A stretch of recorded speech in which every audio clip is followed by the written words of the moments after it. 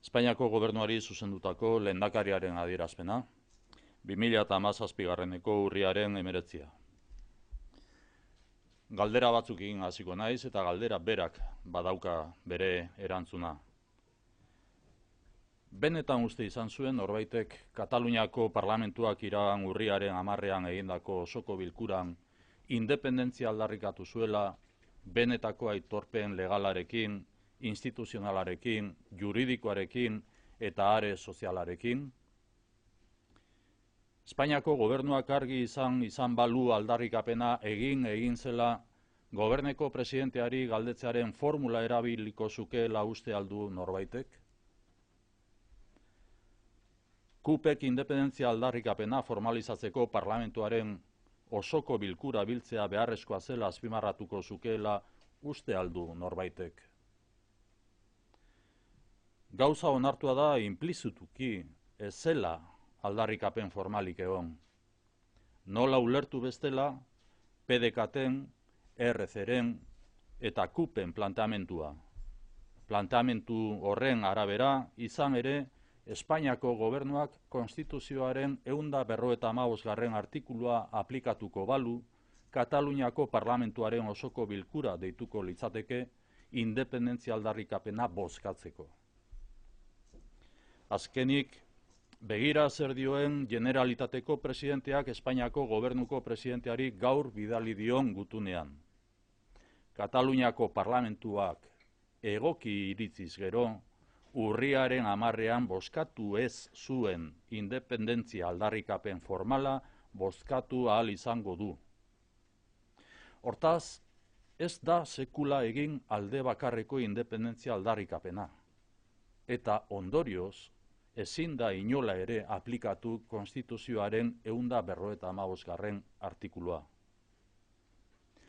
Espainiako gobernuak dio konstituzioaren 155. Artikuluan ezarritakoa betetzen jarraituko duela eta ministroen ezohiko kontseilua deitua duela hurrengo larunbaterako. Hala eta guztiz ere, distentsioaren eta elkarrizketaren aldeko aldarria egiten dut. Eta aldarri hori egiten dut, hain zuzen, bi gobernuek jakin badakitelako elkarrizketarako benetako aukera bat dagoela. Ezinbestekoa da hartutako erabakiek izango dituzten ondorioak aztertzea eta batez ere erabaki horiek gizartearen hausturan eragina izan dezaketenean. Horregatik ez da hartu behar egoera zaildu dezakeen erabakirik. Beharrezkoa da egoera okerrera egin dezan saihestea. Bi gobernuetako kideek formula bat adostu behar dute elkarrizketa prozesu baten aukerak aztertzeko. Prozesu hori ezin da baldintzatuta egon eta ezin du humilazio horik eragin ezein aldetan. Akordiorako borondatean oinarrituta egon behar du eta egoera konpontzera bideratu behar da. Espainiako presidenteak eta Kataluniakoak gure babes eta konpromiso osoa daukate eta prest gaude ahal dugun heinean laguntzeko.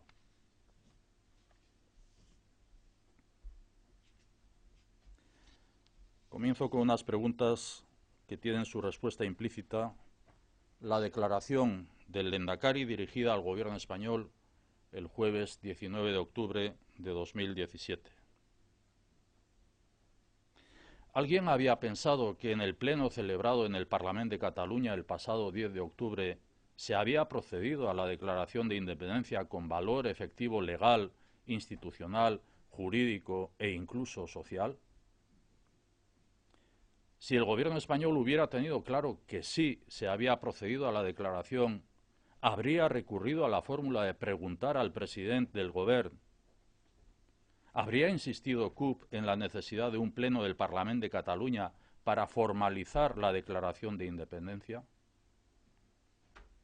¿Cómo se entiende, si no es que hay un reconocimiento implícito de que no se procedió a la declaración de manera formal, que PDCAT, RC, CUP planteen que en el caso de que el gobierno español active la aplicación del artículo 155 de la Constitución, se llevaría a la declaración de independencia a un pleno del Parlament de Cataluña en el que se procedería a la votación de la misma.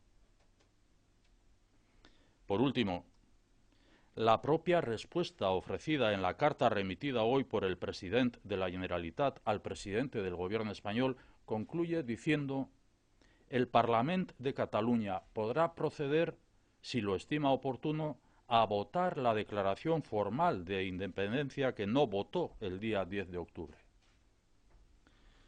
Nunca se ha proclamado la declaración unilateral de independencia. Por lo tanto, no debe procederse en caso alguno a la aplicación del artículo 155 de la Constitución.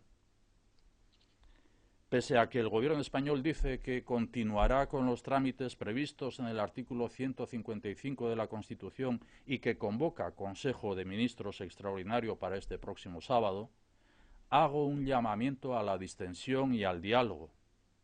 Lo hago porque ambos gobiernos saben que, además de todos los llamamientos al mismo, hay abierta una oportunidad al diálogo. Es necesario valorar siempre las consecuencias de las decisiones que se adoptan, si éstas provocan o inciden en fractura social. No deben adoptarse decisiones que agraven aún más la situación.